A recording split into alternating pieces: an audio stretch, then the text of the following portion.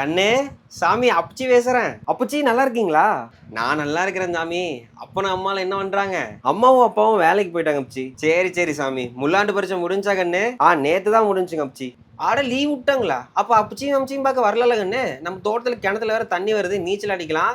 அப்புறம் பனை மரத்துல நொங்குலாம் காய்ச்சி கிடக்குது, நொங்கு சாப்பிடலாம். நம்ம மாடு கண்ணு போட்டிருக்குது, சீம்பால் இருக்குது. அங்க டவுனுக்குள்ள இந்த வெய்ய காலத்துல இருந்துட்டு ஏன் சீரியல் கண்ணு? நம்ம தோட்டத்துக்கு வந்து காத்தோட்டமா 2 மாசம் இருந்துட்டு போலாம். அம்முச்சி இருக்குது.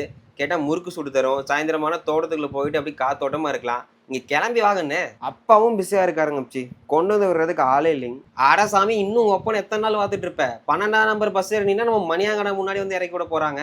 நீ அங்க வந்துட்டு எனக்கு ஒரு ஃபோன் கால் மட்டும் பண்ணு. அப்பச்சி வந்து கூப்பிட்டு போறேன். நீ நாளைக்கே கிளம்பி வா. சரிங்க அம்ச்சி, அப்ப நாளைக்கு வரேங்க. சரி, பார்த்து சாக்கிரதையா வா.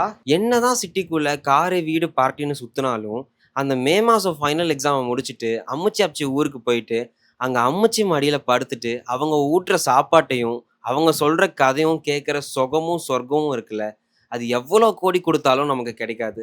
So celebrate your grandpa and grandmother. So அவங்கள மிஸ் பண்ணிடாதீங்க.